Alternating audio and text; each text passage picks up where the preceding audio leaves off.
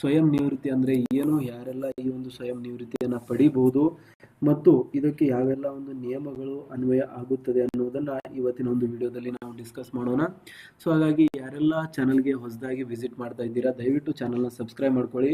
ಸರ್ಕಾರಿ ನೌಕರರು ಮತ್ತು ಪಿಂಚಣಿದಾರರಿಗೆ ಮಹತ್ವದ ಮಾಹಿತಿಯನ್ನ ನಾವು ಡೇ ಟು ಡೇ ಕೊಡ್ತಾ ಇರ್ತೇವೆ.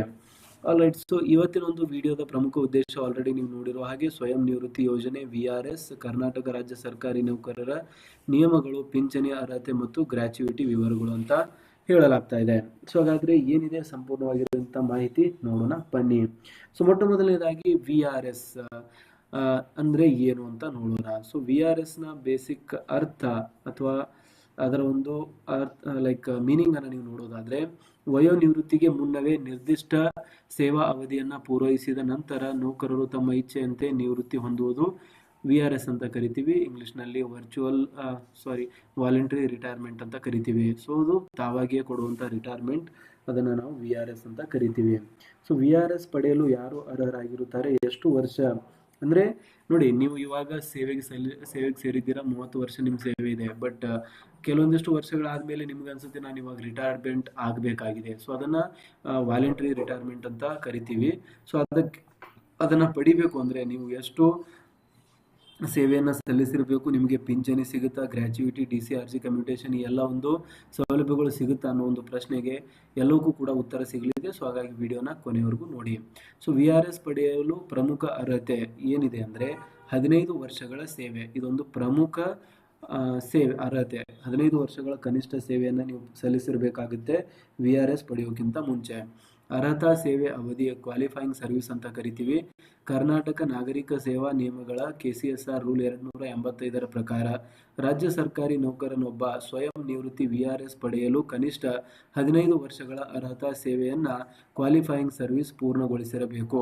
ಇದರ ಜೊತೆಗೆ ನೌಕರನು ಕನಿಷ್ಠ 3 ತಿಂಗಳ ಮುಂಚಿತವಾಗಿ ನೇಮಕಾತಿ ಪ್ರಾಧಿಕಾರಕ್ಕೆ ಅಪಾಯಿಂಟಿಂಗ್ ಅಥಾರಿಟಿಗೆ ಲಿಖಿತ ನೋಟಿಸ್ ಅನ್ನ ಕೂಡ ನೀಡಿರಬೇಕು ಅಂತ ಹೇಳ್ತಿದ್ದಾರೆ. ಸೊ ಮೊಟ್ಟ ಮೊದಲನೇ ಒಂದು ರೂಲ್ ಅಂದ್ರೆ 15 ವರ್ಷಗಳ ಕನಿಷ್ಠ ಸೇವೆಯನ್ನ ನೀವು ಸಲ್ಲಿಸಿರಬೇಕು ಮತ್ತು ಇದ್ರ ಜೊತೆಗೇನೆ ನೀವು ರಿಟೈರ್ಮೆಂಟ್ ಅನ್ನ ಪಡೆಯೋಕ್ಕಿಂತ ಮುಂಚೆ ಕನಿಷ್ಠ 3 ತಿಂಗಳು ಒಂದು ಅಪಾಯಿಂಟಿಂಗ್ ಅಥಾರಿಟಿಗೆ ಲಿಖಿತ ನೋಟಿಸ್ ಅನ್ನ ಸಲ್ಲಿಕೆ ಮಾಡಬೇಕಾಗುತ್ತದೆ.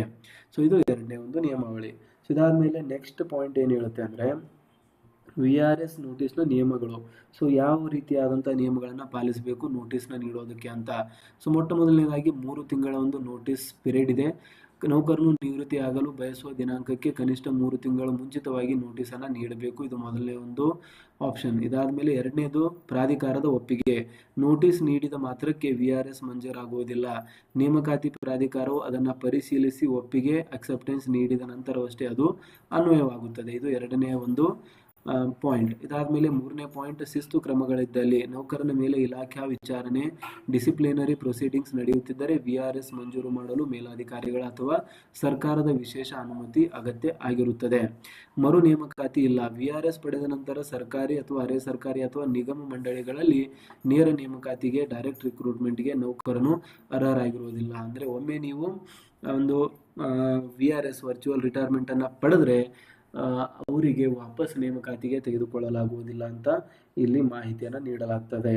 ಸೊ ಇದಾದ್ಮೇಲೆ ನೆಕ್ಸ್ಟ್ ಬರುವಂತ ಒಂದು ಇಮಿಡಿಯೇಟ್ ಪ್ರಶ್ನೆ, ಅವರಿಗೆ ಪಿಂಚಣಿಯನ್ನ ನೀಡಲಾಗುತ್ತದೆ ಅಥವಾ ಇಲ್ಲ ಅಂತ. ಸೊ ಅದಕ್ಕೆ ಸಂಬಂಧಿಸಿದಂತೆ ಕೂಡ ಇಲ್ಲಿ ಇದೇ ಖಂಡಿತ ಪಿಂಚಣಿಯನ್ನ ನೀಡಲಾಗುತ್ತೆ ಅಂತ ಹೇಳ್ತಿದ್ದಾರೆ. 15 ವರ್ಷಗಳ ಸೇವೆಯನ್ನ ಪೂರ್ಣಗೊಳಿಸಿ ಅಧಿಕೃತವಾಗಿ VRS ಪಡೆದ ನೌಕರರು ಪಿಂಚಣಿಗೆ ಅರ್ಹರಾಗಿರುತ್ತಾರೆ, ರಿಟೈರಿಂಗ್ ಪೆನ್ಷನ್ಗೆ. ಆದರೆ 60 ವರ್ಷಕ್ಕೆ ನಿವೃತ್ತವಾಗಿರುವಾಗ ಸಿಗುವ ಸಂಪೂರ್ಣ ಪಿಂಚಣಿ ಫುಲ್ ಪೆನ್ಷನ್ ಸಿಗುವುದಿಲ್ಲ. ಬದಲಾಗಿ ಅವರು ಸಲ್ಲಿಸಿರುವ ಸೇವಾ ಅವಧಿಗೆ ಅನುಗುಣವಾಗಿ ಪ್ರಮಾಣಾನುಸಾರ ಪಿಂಚಣಿಯನ್ನ ಲೆಕ್ಕ ಹಾಕಲಾಗುತ್ತದೆ. ಕನಿಷ್ಠ ಪಿಂಚಣಿ ಪ್ರಸ್ತುತ KCSR ಅಡಿಯಲ್ಲಿ ಕನಿಷ್ಠ ಮಾಸಿಕ ಪಿಂಚಣಿ ಬಂದ್ಬಿಟ್ಟು 8,500 ರೂಪಾಯಿ ನಿಗದಿಪಡಿಸಲಾಗಿದೆ. ಸೊ ಇದು ಕನಿಷ್ಠ ಸಿಗುವಂತ ಒಂದು ಪಿಂಚಣಿ. ಬಟ್ ಇದು ಡಿಪೆಂಡ್ ಆಗುತ್ತೆ ನೀವು ಎಷ್ಟು ಸೇವೆಯನ್ನ ಸಲ್ಲಿಸಿದ್ದೀರಾ ಅದ್ರ ಮೇಲೆ ಎಷ್ಟು ಪಿಂಚಣಿ ಸಿಗಬೇಕು ಅಂತ ಲೆಕ್ಕ ಹಾಕಲಾಗುತ್ತದೆ. ಸೊ ವೇಟೇಜ್ ಸೌಲಭ್ಯ ಯಾವ ರೀತಿಯಾಗಿರುತ್ತೆ ಅಂದ್ರೆ ಇಲ್ಲಿ ನೋಡಿ, ಮೊಟ್ಟ ಮೊದಲನೇದಾಗಿ ಗರಿಷ್ಠ 5 ವರ್ಷಗಳ ಸೇರ್ಪಡೆ.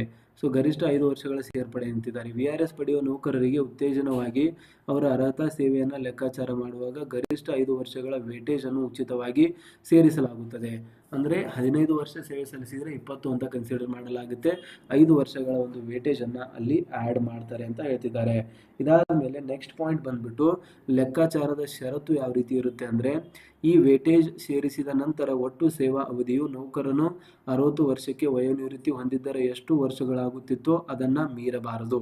ಸೊ ವೇಟೇಜ್ ಸೇರಿಸಿದ ಮೇಲೆ 60 ವರ್ಷಕ್ಕಿಂತ ಜಾಸ್ತಿ ಅವರು 60 ವರ್ಷದವರೆಗೆ ಸೇವೆ ಸಲ್ಲಿಸಿದರೆ ಎಷ್ಟು ಆಗ್ತಾ ಇತ್ತು ಅದಕ್ಕಿಂತ ಜಾಸ್ತಿ ಆಗಬಾರ್ದು ಅವರೊಂದು ಸೇವೆ ಅಂತ ಹೇಳ್ತಿದ್ದಾರೆ. ಸೊ ಇದು ಎರಡನೇ ಪಾಯಿಂಟ್. ಗ್ರ್ಯಾಚುಯಿಟಿ ಲೆಕ್ಕಾಚಾರ ಯಾವ ರೀತಿಯಾಗಿ ಹಾಕಲಾಗುತ್ತದೆ ಅಂತ ನೀವು ನೋಡಿದ್ರೆ, ಸೊ ಗ್ರ್ಯಾಚುಯಿಟಿ ಲೆಕ್ಕಾಚಾರ ಬಂದ್ಬಿಟ್ಟು VRS ಪಡೆದ ನೌಕರರು death come retirement gratuity DCRG ಅಂತ ಏನು ಕರಿತೀವಿ ಪಡೆಯಲು ಅರ್ಹರು. ಗ್ರ್ಯಾಚುಯಿಟಿಯನ್ನ ಒಟ್ಟು ಸೇವಾ ವರ್ಷಗಳ ಆಧಾರದ ಮೇಲೆ ನೀಡಲಾಗುತ್ತದೆ. ಗರಿಷ್ಠ 33 ವರ್ಷಗಳ ಸೇವೆಗೆ ಸೀಮಿತವಾಗಿ, ಅಂದರೆ ಮ್ಯಾಕ್ಸಿಮಮ್ 33 ವರ್ಷ, ಕನಿಷ್ಠ ಇಲ್ಲಿ ಎಷ್ಟು ಸೇವೆ ಸಲ್ಲಿಸಿರ್ತಾರೆ ಅಷ್ಟು ಅಂತ. ಸೇವಾವಧಿ ಅವಧಿ ಕ್ವಾಲಿಫೈಯಿಂಗ್ ಸರ್ವಿಸ್ ಗ್ರ್ಯಾಚುಯಿಟಿ ದರ 5 ವರ್ಷಗಳಿಗಿಂತ ಕಡಿಮೆ ಗ್ರ್ಯಾಚುಯಿಟಿಗೆ ಅರ್ಹರಾಗಿರುವುದಿಲ್ಲ. 5 ರಿಂದ 20 ವರ್ಷಗಳಿದ್ರೆ ತಿಂಗಳ ವೇತನದ 12 ಪಟ್ಟು ಅಂದಾಜು ಒಂದು ಗ್ರ್ಯಾಚುಯಿಟಿನ ನೀಡಲಾಗುತ್ತದೆ. 20 ವರ್ಷ ಅದಕ್ಕಿಂತ ಹೆಚ್ಚುಗೆ VRSಗೆ ಅನ್ವಯವಾಗುವಂಥದ್ದು ಪ್ರತಿ 6 ತಿಂಗಳ ಸೇವೆಗೆ 1/4 ತಿಂಗಳ ಮೂಲ ವೇತನ, ಗರಿಷ್ಠ 14.5 ತಿಂಗಳ ವೇತನಕ್ಕೆ ಸೀಮಿತ. ಕೇಂದ್ರ ಸರ್ಕಾರಿ ನೌಕರಿಗೆ ಗ್ರ್ಯಾಚುಯಿಟಿ ಗರಿಷ್ಠ ಮಿತಿ 25 ಲಕ್ಷವಿದ್ದರೆ ರಾಜ್ಯ ಸರ್ಕಾರಿ ನೌಕರಿಗೂ ಅನ್ವಯವಾಗುವ ಇತ್ತೀಚಿನ ನಿಯಮಗಳ ಪ್ರಕಾರ ಗರಿಷ್ಠ ಮಿತಿ ಅನ್ವಯವಾಗುತ್ತದೆ ಅಂತ ಹೇಳ್ತಿದ್ದಾರೆ. ಗ್ರ್ಯಾಚುಯಿಟಿ ಸೂತ್ರ ಬಂದ್ಬಿಟ್ಟು, ಅಂದರೆ ಗ್ರ್ಯಾಚುಯಿಟಿ ಯಾವ ರೀತಿಯಾಗಿ ಕ್ಯಾಲ್ಕುಲೇಟ್ ಮಾಡಲಾಗುತ್ತದೆ ಅದರ ಒಂದು ಸೂತ್ರ ಏನಿದೆ ಅಂತ ನೀವು ನೋಡೋದಾದ್ರೆ, ಸರ್ಕಾರಿ ನೌಕರರಿಗೆ ನಿವೃತ್ತಿ ಸಮಯದಲ್ಲಿ ನೀಡುವ ಡೆತ್ ಕಮ್ ರಿಟೈರ್ಮೆಂಟ್ ಗ್ರ್ಯಾಚುಯಿಟಿ ಈ ಕೆಳಗಿನ ಸೂತ್ರವನ್ನು ಬಳಸಿ ಲೆಕ್ಕ ಹಾಕಲಾಗುತ್ತದೆ. Gratuity is equal to basic pay plus DA divided by 4 into qualifying periods ಅಂತ ಹೇಳ್ತಿದ್ದಾರೆ. ಕ್ವಾಲಿಫೈಯಿಂಗ್ ಪೀರಿಯಡ್ಸ್ ಅಂದರೆ ಒಟ್ಟು ಸೇವಾ ಅವಧಿಯನ್ನು 6 ತಿಂಗಳ ಅವಧಿಗಳನ್ನಾಗಿ ಹಾಫ್ ಇಯರ್ಲಿ ಪೀರಿಯಡ್ಸ್ ವಿಂಗಡಿಸಿ ಲೆಕ್ಕ ಹಾಕುವುದು. ಗರಿಷ್ಠ 66 ಅವಧಿಗಳು ಇಲ್ಲಿ ಒಬ್ಬ ಸರ್ಕಾರಿ ನೌಕರರಿಗೆ ಇರಬಹುದು ಅಂತ ಹೇಳ್ತಿದ್ದಾರೆ. ಸೊ ಇದು ಬೇಸಿಕ್ ಪೇ ಅಂದರೆ 1/4 ಆಫ್ ದಿ ಕ್ವಾಲಿಫೈಯಿಂಗ್ ಪೀರಿಯಡ್ಸ್ ಅಂತಾನೆ ಹೇಳ್ಬೋದು. Basic pay plus DA divided by 4 into qualifying periods ಅಂತ ನಾವು ಕ್ಯಾಲ್ಕುಲೇಟ್ ಮಾಡ್ತೀವಿ. VRS ನಿಂದ ಸಿಗುವ ಒಟ್ಟು ಆರ್ಥಿಕ ಸೌಲಭ್ಯಗಳ ಬಗ್ಗೆ ನಾವು ಮಾತನಾಡೋದಾದ್ರೆ ಯಾವ ರೀತಿಯಾದಂಥ ಒಂದು ಆರ್ಥಿಕ ಸೌಲಭ್ಯಗಳು ಸಿಗುತ್ತವೆ ಅಂತ ನೋಡಿದ್ರೆ, ಮಾಸಿಕ ಪಿಂಚಣಿ ಸಿಗುತ್ತದೆ. ಸೇವೆ ಸಲ್ಲಿಸಿದ ವರ್ಷಗಳ ಆಧಾರದ ಮೇಲೆ ವೇಟೇಜ್ ಸೇರಿಸಿ ಮಾಸಿಕ ರಿಟೈರಿಂಗ್ ಪಿಂಚಣಿ ಹಾಗೂ ಅದರ ಮೇಲಿನ ತುಟ್ಟಿ ಭತ್ಯೆ DA ದೊರೆಯುತ್ತದೆ. ಗ್ರ್ಯಾಚುಯಿಟಿ EL ಕೂಡ ಸಿಗುತ್ತದೆ. ಗ್ರ್ಯಾಚುಯಿಟಿ DCRG ಮತ್ತು ಖಾತೆಯಲ್ಲಿ ಉಳಿದಿರುವ ಗಳಿಕೆ ರಜೆ ಅರ್ನ್ ಲೀವ್ ಗರಿಷ್ಠ 300 ದಿನಗಳ ಸಂಪೂರ್ಣ ನಗದೀಕರಣ ಮೊತ್ತ ಸರ್ಕಾರಿ ನೌಕರರಿಗೆ ಸಿಗುತ್ತೆ. ಅದು ಕೂಡ ಕಂಪ್ಲೀಟ್ ಆಗಿ ಟ್ಯಾಕ್ಸ್ ಫ್ರೀ ಆಗಿರುವಂಥದ್ದು. ಇತರ ನಿಧಿಗಳು ಸಾಮಾನ್ಯ ಭವಿಷ್ಯ ನಿಧಿ GPF ಖಾತೆಯಲ್ಲಿರುವ ಮೊತ್ತ ಮತ್ತು ವಿಮಾ KGID ಮೊತ್ತವನ್ನು ಪೂರ್ಣವಾಗಿ ಪಡೆಯಬಹುದಾಗಿದೆ. GPF KGID ಮತ್ತು ಈ ಒಂದು ಹಣವನ್ನು ಕೂಡ ಸಂಪೂರ್ಣವಾಗಿ ಸರ್ಕಾರಿ ನೌಕರರು ಪಡೆಯಬಹುದಾಗಿದೆ ಅಂತ ಹೇಳಲಾಗ್ತಾ ಇದೆ. ಸೊ ಇದಕ್ಕೆ ಸ್ವಯಂ ನಿವೃತ್ತಿಗೆ ಸಂಬಂಧಿಸಿದಂತೆ ಐ ಹೋಪ್ ನಿಮ್ಗೆ ಅರ್ಥ ಆಗಿದೆ ಯಾವ ರೀತಿಯಾದಂಥ ಒಂದು ಸ್ಟ್ರಕ್ಚರ್ನ ಫಾಲೋ ಮಾಡಲಾಗುತ್ತೆ ಮತ್ತು ಯಾವ ರೀತಿಯಾದಂಥ ರೂಲ್ಸ್ಗಳನ್ನು ಇಲ್ಲಿ ಮಾಡಲಾಗಿದೆ ಅಂತ. ಇದರಲ್ಲಿ ಏನಾದರೂ ಡೌಟ್ಸ್ ಇದ್ದರೆ ಕಮೆಂಟಲ್ಲಿ ತಿಳಿಸಿ. ಸೊ ಇದಿಷ್ಟಾಗಿತ್ತು ಇಂಪಾರ್ಟೆಂಟ್ ಆಗಿರುವಂಥ ಅಪ್ಡೇಟು. ಇದಕ್ಕೆ ಸಂಬಂಧಿಸಿದಂತೆ ನಿಮ್ಮ ಒಂದು ಪ್ರಶ್ನೆಗಳಿದೆಯಾ? ಸ್ವಯಂ ನಿವೃತ್ತಿ ಯೋಜನೆ ಮತ್ತು ಪಿಂಚಣಿ ನಿಯಮಗಳ ಪ್ರಸ್ತುತಿ ಮುಕ್ತಾಯ. ಹೆಚ್ಚಿನ ಮಾಹಿತಿಗಾಗಿ AG ಆಫೀಸ್ ಅಥವಾ HR ವಿಭಾಗಗಳನ್ನು ಕೂಡ ನೀವು ಸಂಪರ್ಕಿಸಬಹುದಾಗಿದೆ. ಸೊ ಇವತ್ತಿನ ವಿಡಿಯೋದಲ್ಲಿ ನಾವು ಸಂಪೂರ್ಣವಾಗಿರುವಂಥ ಮಾಹಿತಿಯನ್ನು ನೋಡಿದ್ದೇವೆ. ಇದು ಬಿಟ್ಟು ನಿಮಗೆ ಏನಾದರೂ ಡೌಟ್ ಇದ್ದರೆ ದಯವಿಟ್ಟು ಕಮೆಂಟಲ್ಲಿ ತಿಳಿಸಿ. ಅದಕ್ಕೆ ಆದಷ್ಟು ಬೇಗ ಉತ್ತರವನ್ನು ನೀಡುವಂಥ ಒಂದು ಪ್ರಾಮಾಣಿಕ ಪ್ರಯತ್ನವನ್ನು ನಾವು ಮಾಡ್ತೇವೆ ಅಂತ ಹೇಳ್ತಾ ಇವತ್ತಿನ ವಿಡಿಯೋನ ಇಲ್ಲಿಗೆ ಕೊನೆ ಮಾಡೋಣ. ಸಿಗೋಣ ಸ್ನೇಹಿತರೆ ಮುಂದಿನ ವಿಡಿಯೋದಲ್ಲಿ. ಜೈ ಹಿಂದ್, ಜೈ ಕರ್ನಾಟಕ.